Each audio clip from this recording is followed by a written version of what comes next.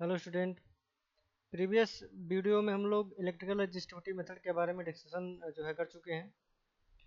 तो इस मेथड में हम लोग प्रिंसिपल के बारे में डिस्कशन हो चुका है। इक्विपमेंट्स, कौन कौन से इक्विपमेंट हमको चाहिए, जैसे कि हमको जनरेटर चाहिए। जनरेटर के साथ जो कि 220 200 वोल्ट का जो है वो करंट प्रोवाइड करा सके। वोल्ट मीटर या पोटेंशियल मीटर, जो आपका पोटेंशियल डिफरेंस है उसको मेजर करने के लिए हम मिलीमीटर को लेंगे। फिर नेक्स्ट जो है 4 स्टेनलेस स्टील स्पाइक्स लेंगे, ठीक है, मेटालिक स्पाइक्स जो कोरोजन रेजिस्टेंस हो, ठीक है। देन वायर्स को लेंगे, वायर्स।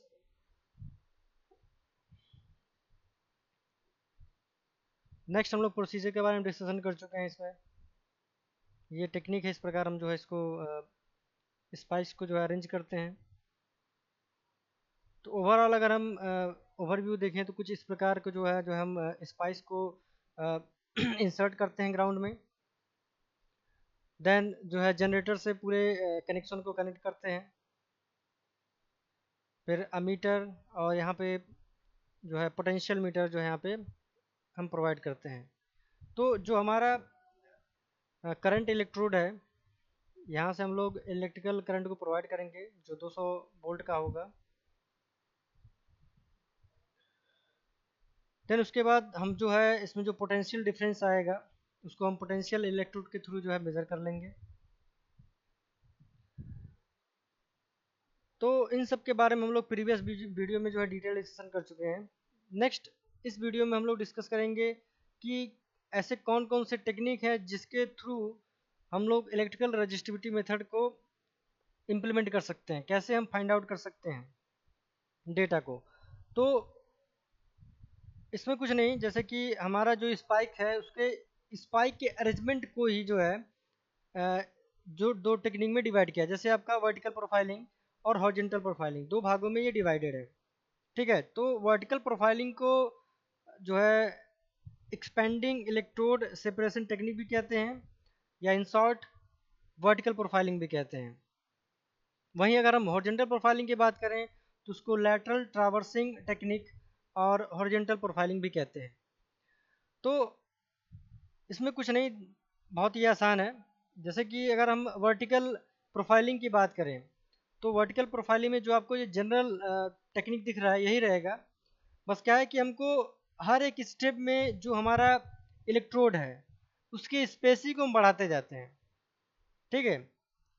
मतलब अगर आपका इलेक्ट्रोड कुछ इस फॉर्म में लगा हुआ है, ठीक है, तो नेक्स्ट टाइम जो है पोटेंशियल इलेक्ट्रोड को थोड़ा इधर कर देंगे और आपका जो करंट इलेक्ट्रोड है कुछ यहाँ पे कर देंगे ऐसे,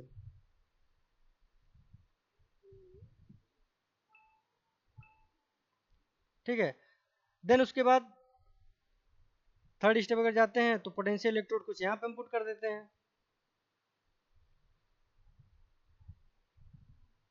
एंड करंट इलेक्ट्रोड कुछ यहाँ पे पुट कर देंगे। तो देखिए इससे फ़ायदा क्या होगा, इससे फ़ायदा ये होगा कि जितना दूर हम करेंगे यानी इलेक्ट्रोड की स्पेसिंग जितना हम बढ़ाते जाएंगे, जो आपका लाइन ऑफ करंट फ्लो है, जो ये आपका लाइन ऑफ करंट फ्लो है इसका दायरा बढ़ता जाएगा। जैसे अगर आपका इलेक्ट्रोड कुछ यहाँ पे है यानी करंट, जो करंट इलेक्ट्रोड है ये यहाँ से आपका फ्लो कर रहा है, वहीं आपका जो करंट इलेक्ट्रोड का यहाँ पे अगर हम पुट कर दें तो आपका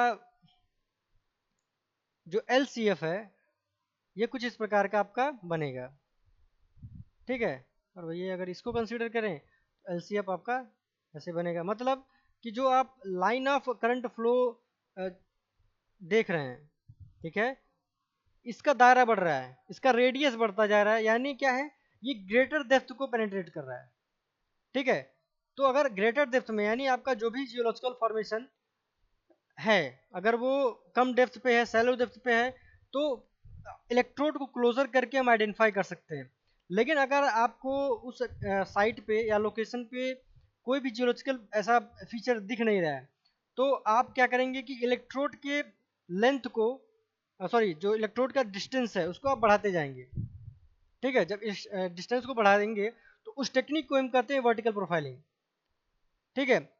नेक्स्ट अगर हम लेटरल ट्रैवर्सिंग टेक्निक या हॉरिजॉन्टल प्रोफाइलिंग की बात करें तो उसमें क्या है, आपका जो ये टेक्निक है, यानी जिस प्रकार ये आप प्रीवियस वीडियो को आप देखिए, इसमें प्रीवियस जो आपका फिगर है, ये देखिए, माना ये फिगर आपका है, तो इसमें आपने कुछ डिस्टेंस आपने तय कर लिया, माना कि पोटेंशियल इलेक्ट्रोड का के बीच का जो दूरी है वो x है, और करंट इलेक्ट्रोड के बीच की दूरी y है। तो हर एक टेस्ट में क्या करेंगे, ये सेम डिस्टेंस को हम फॉलो करेंगे, बट आपका जो लोकेशन है वो क्या करेगा, वेरी करता रहेगा।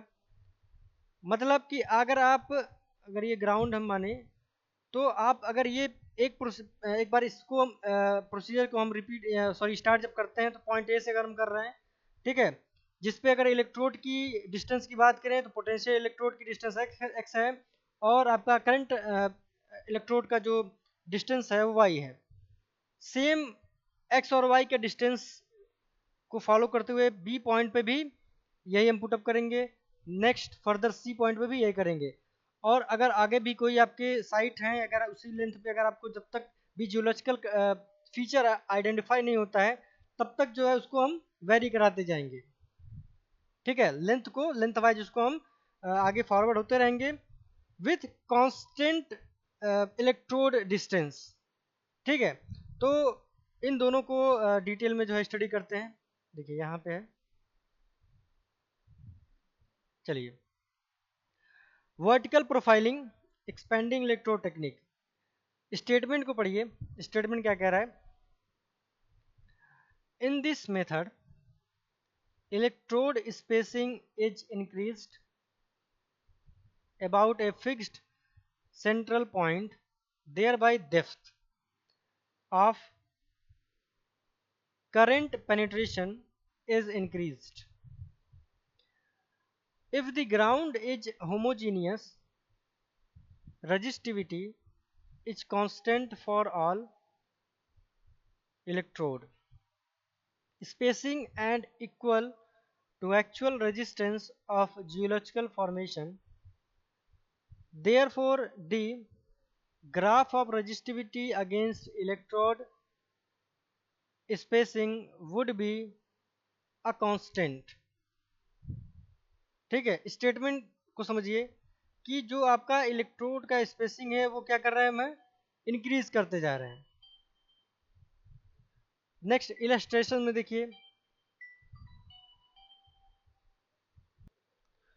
तो इलस्ट्रेशन का स्टेटमेंट देखिए क्या कह रहा है,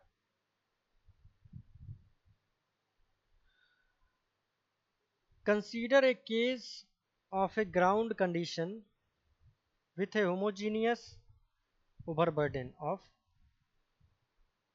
alluvium covering a homogeneous bedrock of greater resistance extending to depth। ठीक है, तो कुछ इस प्रकार का ग्राउंड कंडीशन लेंगे जिसमें होमोजीनियस आपका सॉइल हो। ठीक है, next, when electrode spacing is small compared to the thickness of overburden, practically all current flow will be in the overburden only। देखिए, इसको फिगर के थ्रू समझ सकते हैं। देखिए, अगर आपका इलेक्ट्रोड का स्पेसिंग स्मॉल है तो जो आपका LCF है, लाइन करंट फ्लो, वो क्या है, उसका जो फ्लो का पाथ है या रेडियस ऑफ फ्लो जो है बहुत छोटा है, यानी ये कम डेप्थ तक जो है ये रीच कर रहा है। ठीक है, बहुत कम डेप्थ तक ही जो ये आपका इलेक्ट्रिकल फ्लो हो रहा है। ठीक है, अब वही अगर डेप्थ को हम बढ़ाना चाहें कि जो LCF है वो उसका पाथ क्या है, बड़ा हो जाए, तो उसके लिए क्या हम बताएं कि आप इलेक्ट्रोड की स्पेसिंग को बढ़ाइए। ठीक है, इलेक्ट्रोड की स्पेसिंग यहाँ देखिए, इस केस में इलेक्ट्रोड की स्पेसिंग जो है बढ़ गई है। ठीक है, ये आपका फर्स्ट कंडीशन है, सेकंड कंडीशन ये है। देन थर्ड कंडीशन में आप देखिए, थर्ड कंडीशन में जो आपका LCF है वो पाथ उसका क्या देखिए बढ़ गया, यहाँ पे LCF का पाथ क्या है देखिए बढ़ गया।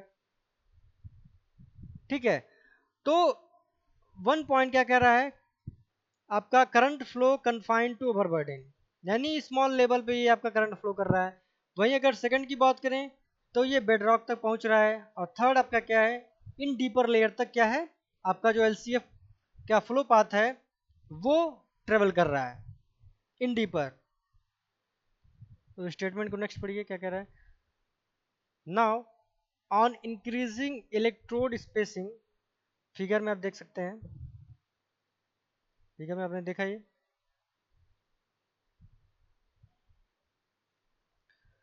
the depth of current penetration increases, therefore reaches the bedrock of higher resistance and resistivity increases. When electrode separation is further increased compared to the thickness of overburden, most of the current will pass through bedrock and the resistivity measured will then approach the true resistivity of bedrock.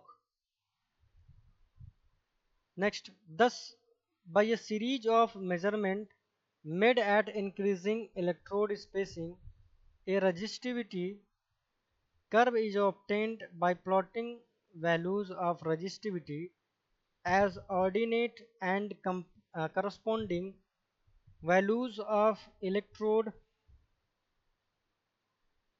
spacing and abscissa. तो जो भी आपके पास potential electrode से reading आ रहा है उस reading को आप एक ग्राफिकल फॉर्म में जो है उसको रिप्रेजेंट करेंगे। ठीक है, अब वो ग्राफ क्या इंडिकेट करता है ये जानिए। An upward trend of curve indicate increasing in resistivity with depth and suggest presence of gravel rock और other highly resistance material, while a flat or descending curve is indicative of salt or clay. तो जो आपके पास data आ रहा है उस data को आप एक ग्राफिकल फॉर्म में बनाएंगे। ग्राफिकल फॉर्म में जो आपका डेटा यानी जो इलेक्ट्रिकल रेजिस्टेंस के वैल्यू और जो आपका कितना डेप्थ है, ठीक है, ग्राउंड का डेप्थ, उसके अकॉर्डिंग क्या है उसको हम प्लॉट करेंगे। तो अगर वो कर्व अपवर्ड आपको शो कर रहा है मतलब कि जो आपकी रजिस्टिविटी है वो क्या है वो बहुत इंक्रीज कर रही है। ठीक है, तो उसके हिसाब से यानी जो उसकी रजिस्टिविटी वैल्यू है या जो कर्व के हिसाब से जो हम प्लॉट करके जो हम फाइंड आउट करेंगे वैल्यू, उससे हम इंडिकेट करते हैं, उससे हमको जो है प्राप्त होता है कि जो सिल्ट है, क्ले है, ग्रेवल है, इन सब के प्रेजेंस के बारे में हमको ज्ञात होता है। नेक्स्ट, अब ये कर्व और क्या इंडिकेट कर रहा है देखिए, इस लाइन को पढ़िए। An abrupt change in the curvature indicate a change of material at a depth approximately equal to the electrode spacing. Also thinner the overburden, steeper would be the curve and vice versa.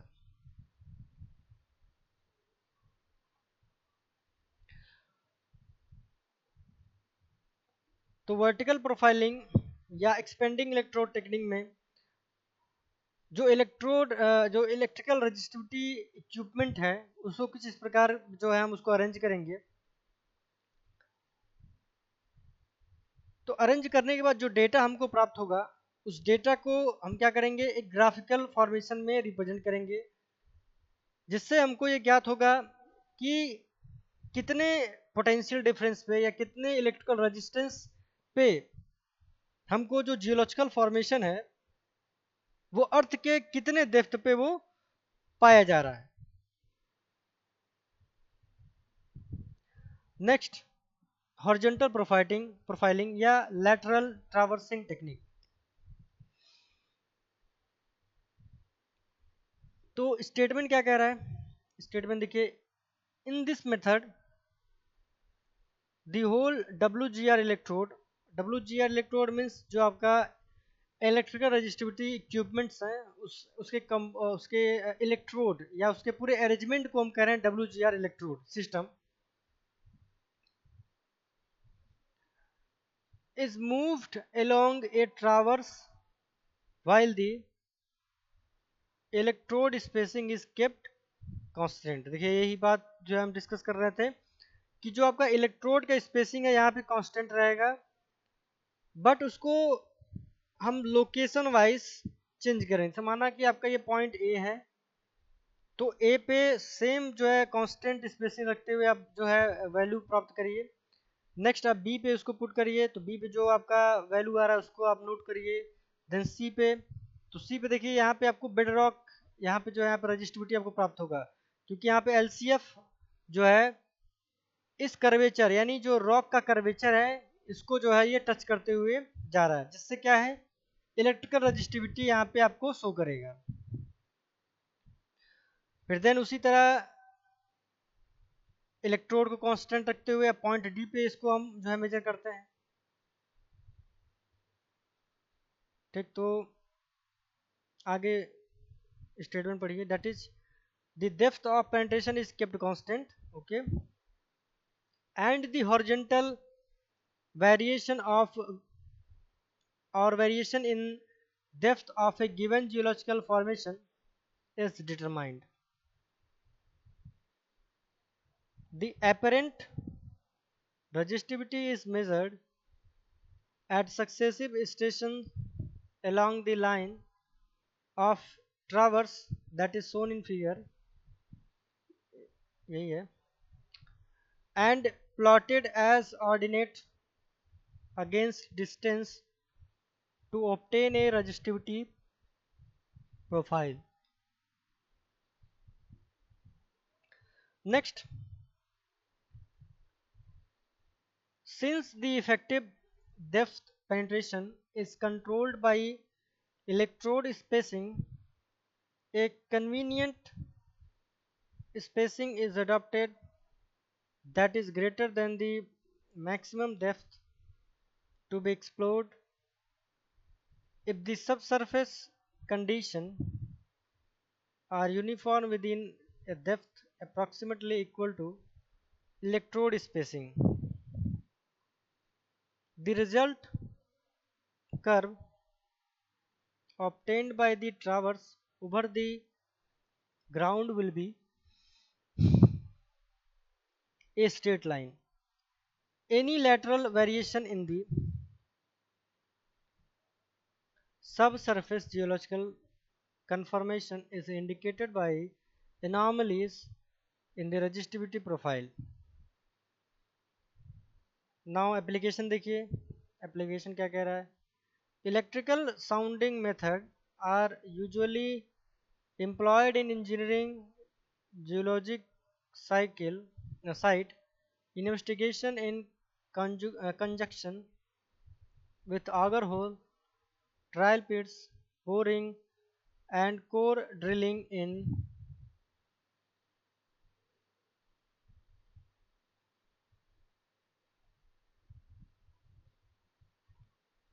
the system। तो ये आपका lateral traversing technique है।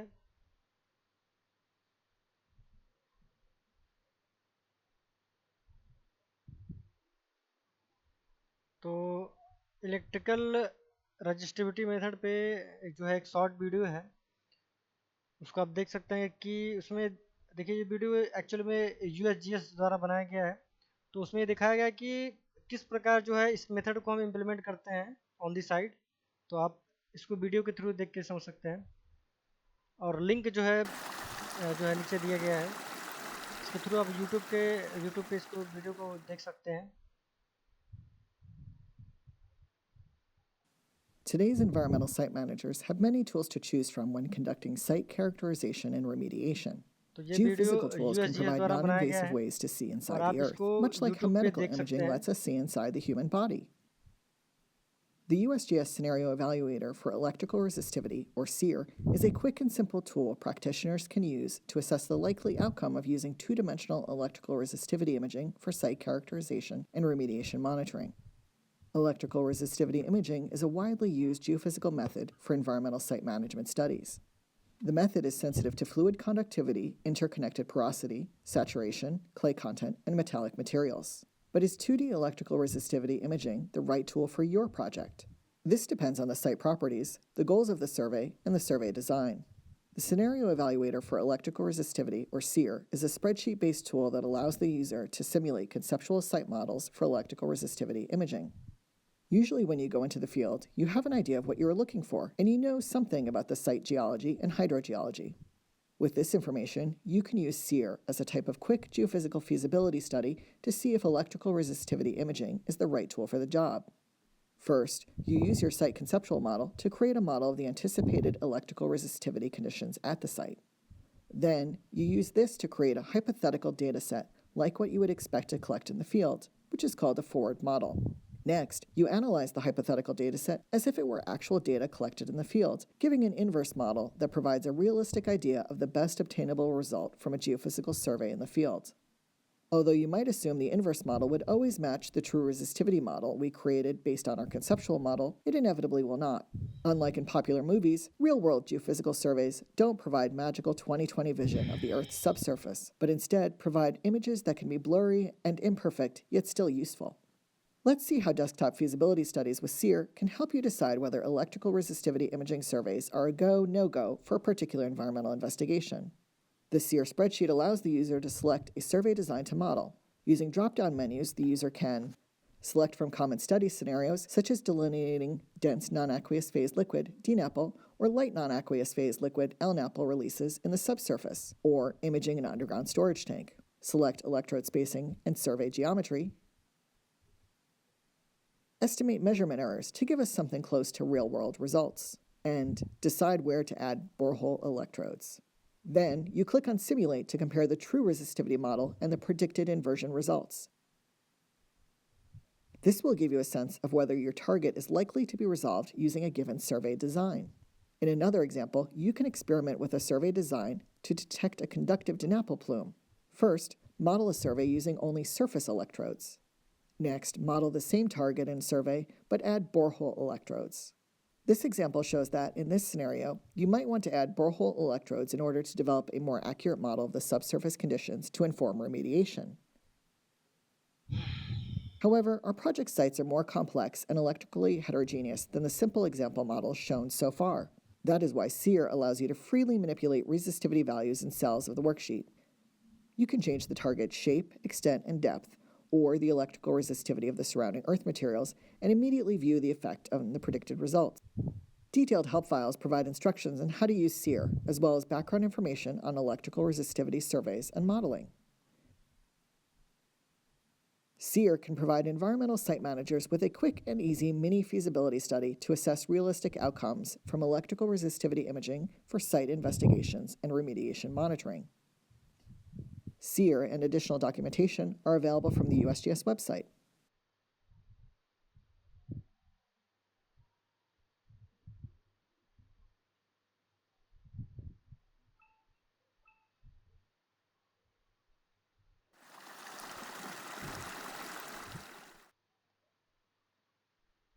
तो इस video को आप YouTube पे देख सकते हैं। तो आपने देखा कि किस तरह जो है जो डेटा हमको मिल रहा है, तो डेटा को डिजिटली कह लीजिए, क्योंकि वो एक सॉफ्टवेयर के थ्रू पूरा जो है ग्राफ प्लॉट कर रहे थे। तो उस डेटा को पुट करके उन्होंने प्रेडिक्ट किया। ठीक है, जैसे आपने देखा कि ट्रू वैल्यू था, ट्रू वैल्यू के हिसाब से जो है आपका इमेज तैयार हो रहा था नीचे। ठीक है, तो कुछ इस प्रकार जो है इलेक्ट्रिकल रजिस्टर मेथड को जो है प्रैक्टिकली हम जो है डन करते हैं। नेक्स्ट आपका जियो फिजिकल मेथड में ही लास्ट पॉइंट आपका जो है बच गया है, ये क्या है, सिस्मिक मेथड। तो सिस्मिक मेथड क्या है? सिस्मिक मेथड में क्या है कि हम एक प्रोब लेते हैं, उस प्रोब को क्या करते हैं, जिसको जियोफोन कहते हैं। एक्चुअली में सिस्मिक मेथड को जो है नेक्स्ट वीडियो में हम लोग बहुत ही डिटेल में डिस्कस करेंगे, क्योंकि अगर हम एग्जामिनेशन पॉइंट ऑफ व्यू से बात करें तो सिस्मिक मेथड भी इम्पॉर्टेंट है। इसके बारे में भी एक दो साल हमने देखा है कि पूछा गया है। तो अभी तो खैर इस वीडियो में जो है ब्रीफली डिस्कस हो जा रहा है। नेक्स्ट वीडियो में इसके लिए एक सेपरेट वीडियो बनाएंगे जिसमें सिस्मिक मेथड के बारे में जो है डिटेल डिस्कशन होगा। ठीक है। तो एक्चुअली में क्या है कि सिस्मिक मेथड में क्या है, स्टेटमेंट को पढ़िए कि in seismic method the variation in the seismic wave velocity are measured in different rock layers। Seismic wave velocity को क्या करेंगे, मेजर करेंगे। तो एक्चुअली में देखिए मेजर करने के लिए होता है जियोफोन। ठीक है, जियोफोन का जो इमेज है वो आपको हम नेक्स्ट वीडियो में दिखा देंगे। जियोफोन को हम जो है एक इंस्ट्रूमेंट के थ्रू हम अटैच करते हैं, तो वो क्या करेंगे, तो वो सिस्मिक वेलोसिटी को मेजर करते हैं एक्चुअली में। ठीक है, नेक्स्ट स्टेटमेंट को पढ़िए, आगे पढ़िए। तो इसको देख सकते हैं कि the values of the seismic velocities are obtained from the time distance curve। ठीक है, टाइम डिस्टेंस कर्व हम प्लॉट करेंगे। Since this velocity is directly proportional to the density of rocks, by noting the difference in the velocities the structure of the subsurface rocks can be worked out। Method देख लीजिए क्या है। In seismic survey truck maintained, drilling rigs and a recording system are used। Small charges of explosive are denoted in shallow borehole drilled in the subsurface rocks। The seismic waves thus generated are transmitted through the rocks and are picked up by a series of geophones carefully spaced along a line of traverse। तो seismic method में जो जियोफोन है उसको क्या करेंगे, एक constitutive distance पे उसको हम पुट कर देंगे। पुट करने के बाद जो वाइब्रेशंस है उसको हम नोट डाउन करेंगे। ठीक है, तो इस वीडियो में सिस्मिक मेथड के बारे में बस ब्रीफली डिस्कशन जो है इसमें हम इन्वॉल्व कर रहे हैं। इसके लिए नेक्स्ट वीडियो में सिस्मिक मेथड पे जो है डिटेल डिस्कशन करेंगे, क्योंकि ये इम्पॉर्टेंट है ये भी। ठीक है, इलेक्ट्रिकल मेथड इंपॉर्टेंट था तो इसके बारे में हम लोगों ने डिस्कशन कर लिया। ठीक है, उसके बारे में ब्रीफली और डिटेल डिस्कशन दोनों हो चुका है। तो सिस्मिक मेथड के बारे में जो एक सेपरेट वीडियो बना देंगे। ठीक है, तो आज के इस वीडियो में इतना ही। नेक्स्ट वीडियो में हम सिस्मिक मेथड के बारे में डिटेल स्टडी करेंगे। ठीक है,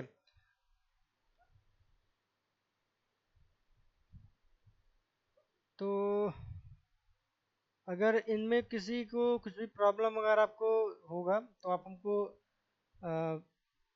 प्रॉब्लम को जो है पूछ सकते हैं। एक्चुअली प्रॉब्लम होना नहीं चाहिए। चलिए, ओके, इस वीडियो में इतना ही। Okay, thank you.